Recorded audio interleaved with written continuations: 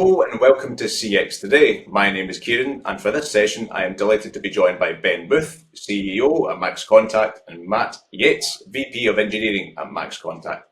Today we are discussing how will AI revolutionise the contact centre.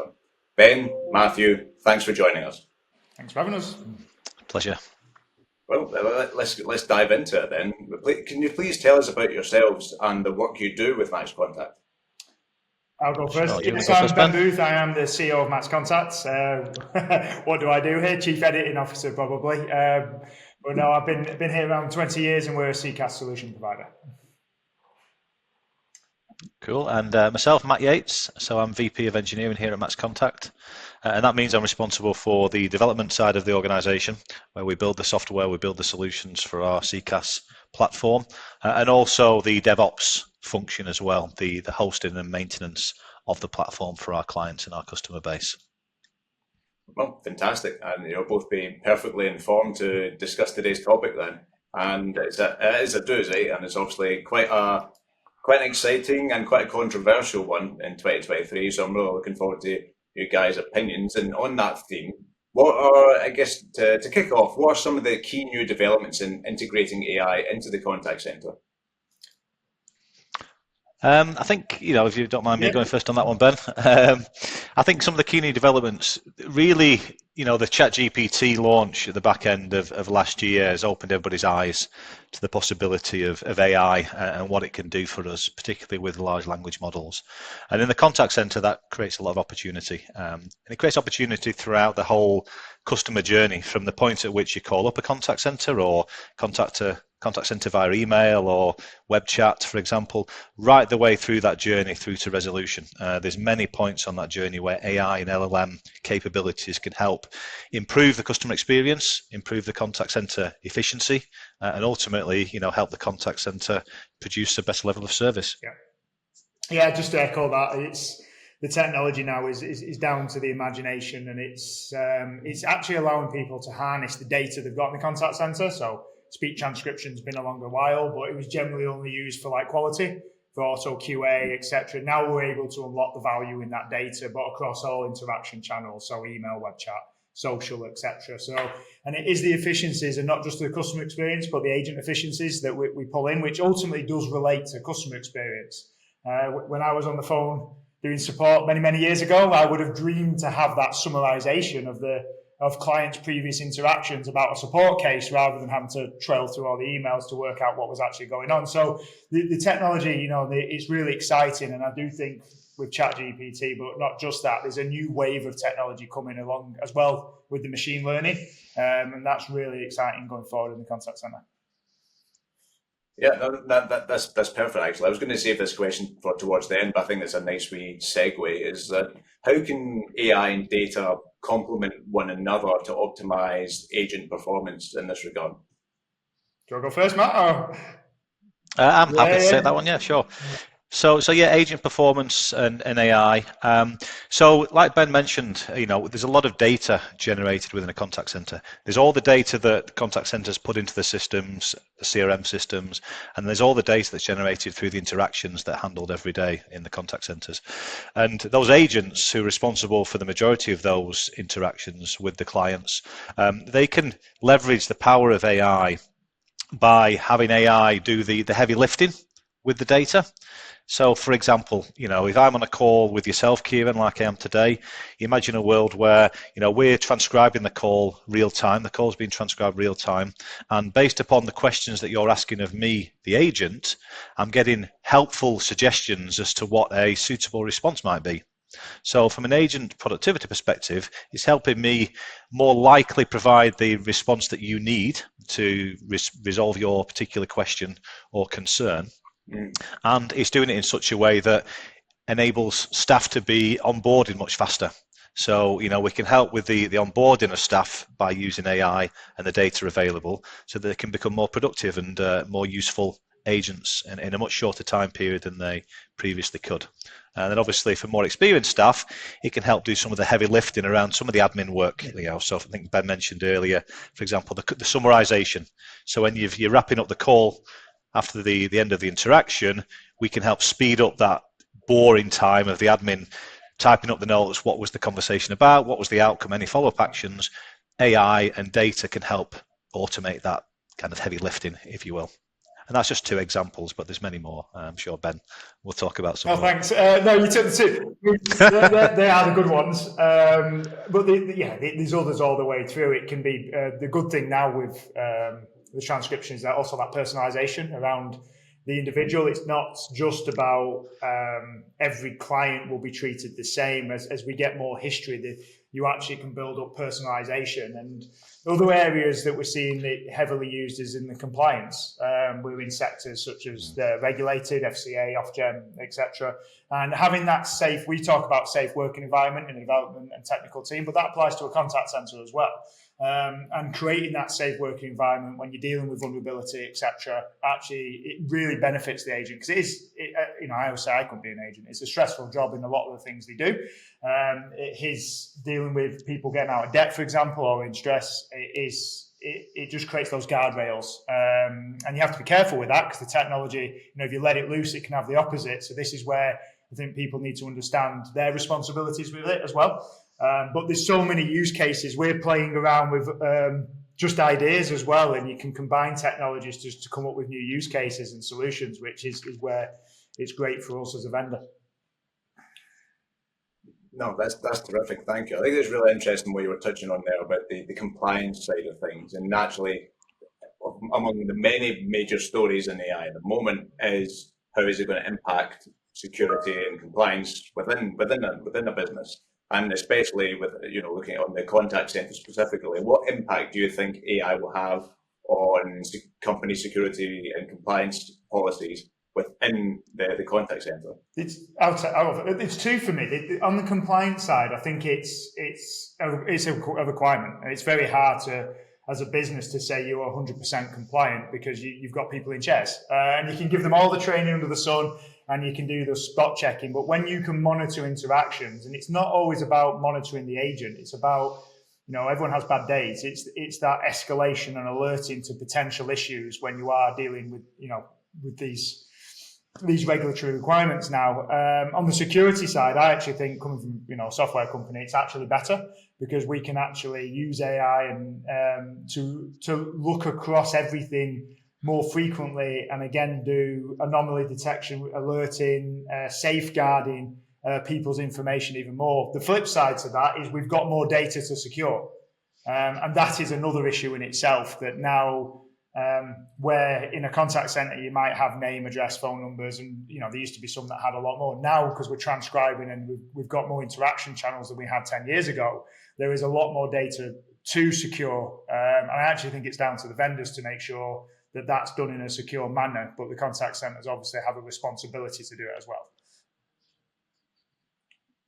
Matt? Brilliant. Yeah, it's hard when someone answers first, isn't it, Matt? It is. No, I mean, it's so security and compliance. I mean, compliance, like Ben touched on, one of the opportunities we have, and speech analytics solutions have been around for a while. It's not just with the advent of AI and the recent ChatGPT large language models that speech analytics have come about, of course.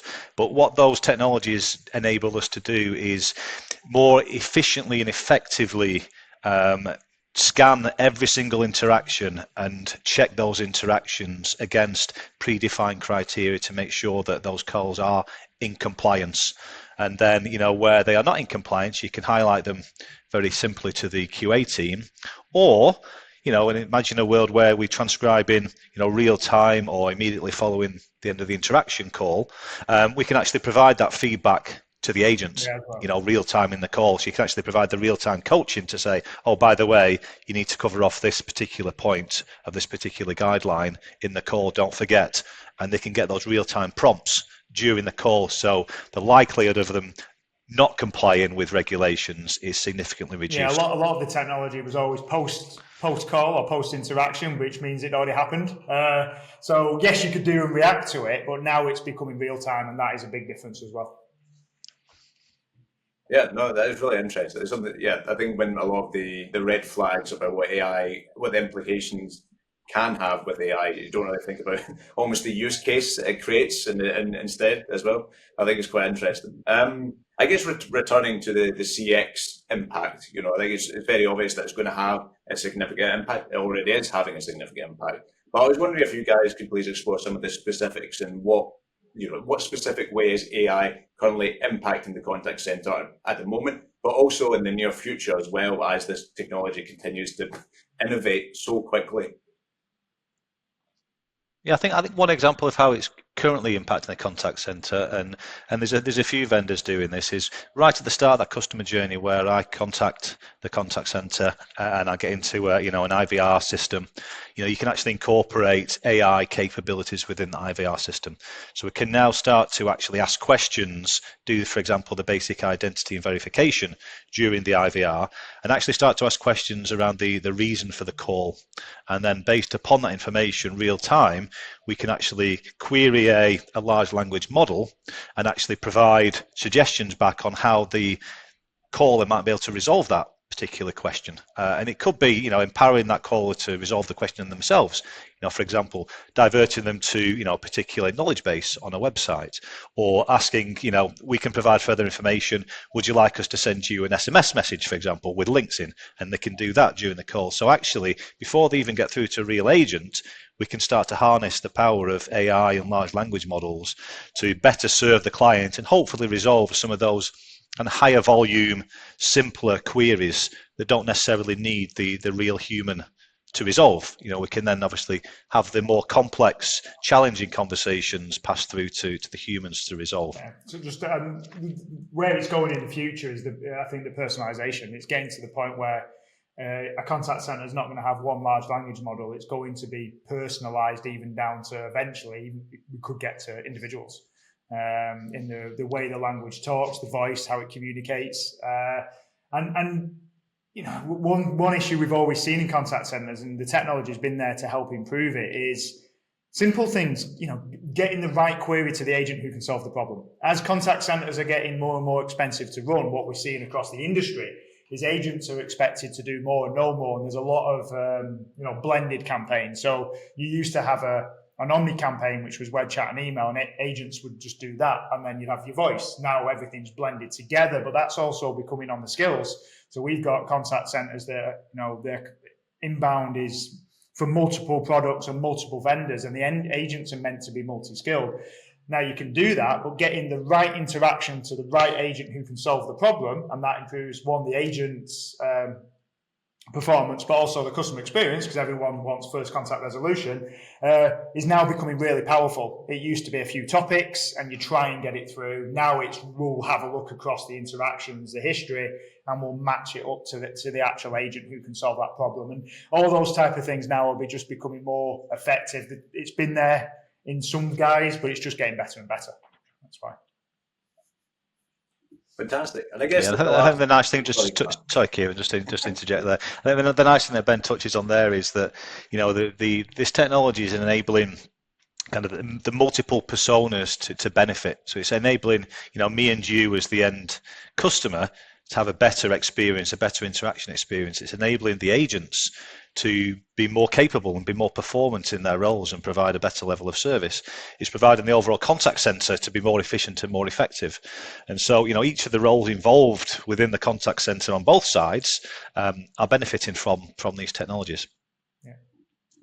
Yeah, terrific. No, I think that's really interesting. I think it's fascinating to see how it's going to collide with the employee experience and the CX and the way they almost like interweave in a sense, as you say. But if they have a very impressive CX experience at the start of their interaction at the contact center, and then the agent is almost better prepared in that sense. Yeah. So I feel like it's going to, there's a lot of real positives and benefits to this. But naturally, there is some concern about especially how AI might be replacing jobs in contact centers or taking people's remits away from them. How do you think that concern is credible or understandable, and how much validity do you place in that? I think, look, there's going to be an impact. It's you see now where it's demand reduction to live agents, but I will also say it was only 6 to 12 months ago we were doing studies on agent burnout because demand was too high, and that actually hasn't changed. So we saw during the pandemic there was an uplift across our base, and this was also across the industry, of nearly 30%. And actually, jobs were down, and it wasn't because the spaces weren't open. We've got contact centres now where people they're struggling to fill their jobs. So the efficiencies are required just to run an effective contact centre. There will be. I'd say I'm not hiding. I think there will be an impact. I think there will be a reduction in the need for live. But I think the skill level of the agents and the quality will be increased. And I think the contact centre is a great industry not to work on it. It accounts for a lot of jobs in the country, and it is something that does need to be considered. And I think we've all got, not just in the contact centre, but as this technology grows throughout all industries, it is recognising that we're seeing it as not as a replacement. It might be on some of the low-level queries, but it's more as an increase in performance assistance is how we're seeing it. Yeah, I think that's definitely how we're seeing it. It's more of a helper, a helpful assistant, a co-pilot type person that's there to help you perform your role more efficiently and more effectively, and ultimately then help with things like staff retention and reducing burnout and things like that as well. But that's not to dismiss that there are concerns. This technology is advancing so rapidly, more rapid and fast than any technology I've seen in my lifetime, for sure.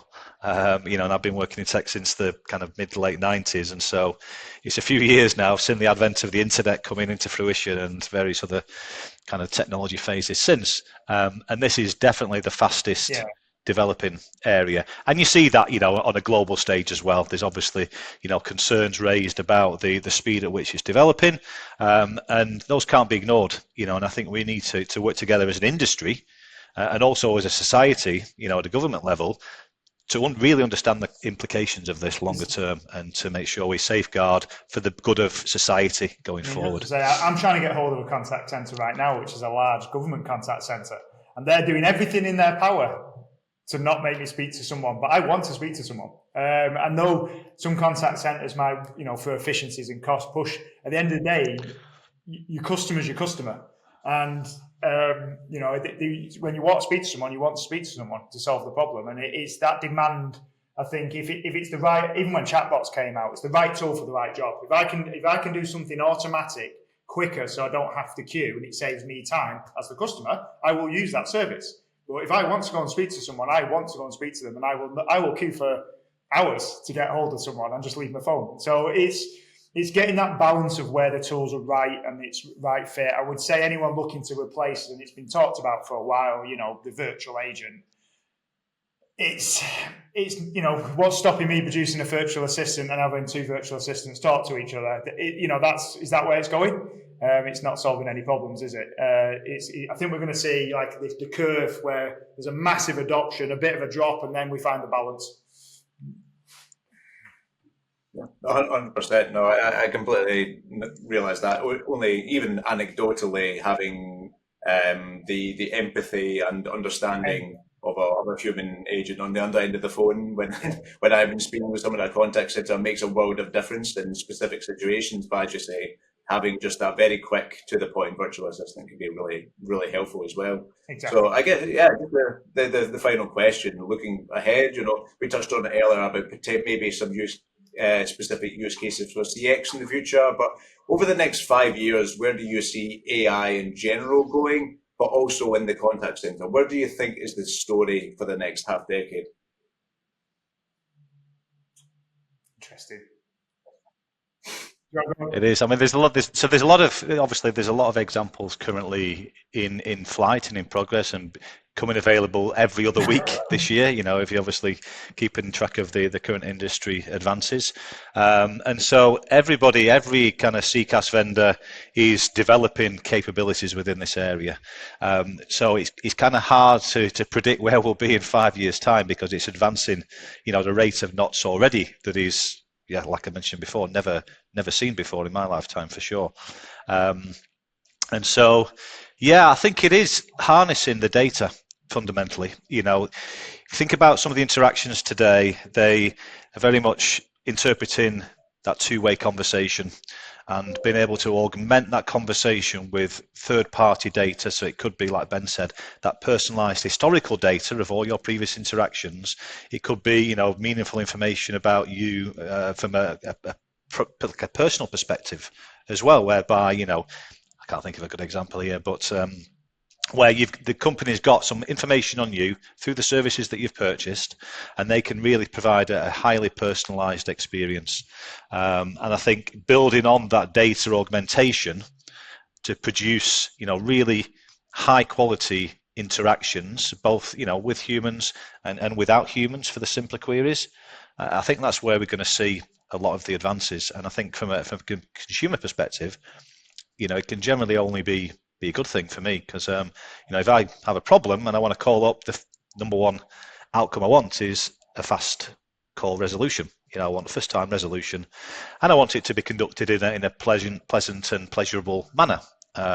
So I think customer satisfaction fundamentally is the goal. And so we'll see a lot of advances, but to say where we'll be in 5 years' time is really challenging, given it's 2023. I mean, it's only 12 months, and look how fast it's advanced in 12 months. Like I said, I think we're going to see a curve of adoption. It's the usual. I think we're at that peak of excitement, and we'll see a little bit of a drop off, and then it'll increase, and we'll find that balance. And then there's other things to consider. Regulations. Our country's ready for jobs to be lost due to AI. I don't think we are, and I think everyone needs to keep an eye on regulations and laws in countries. Because there could be some very big ones on the way. But I think if it's like all technology, I mean, we're old enough to remember days before the internet and how the internet was going to lose everyone's jobs, and robotics in manufacturing, and chatbots have been around a while. They said the same thing when chatbots came out. It's the death of the contact center. It never actually happens. And I think what contact centers end up doing when any new technology comes out is they harness it, like Matt said, to improve overall experience. And ultimately, that should be the end goal. It should be your NPS with your customers, and retention, all the key metrics that you do on the success of your company. That's what drives adoption of technology. It's not always just, well, we can replace agents with technology and that's going to be cheaper, because it impacts everywhere else. So again, I think a lot of companies are going to try the technologies, and then they'll find that balance. Brilliant.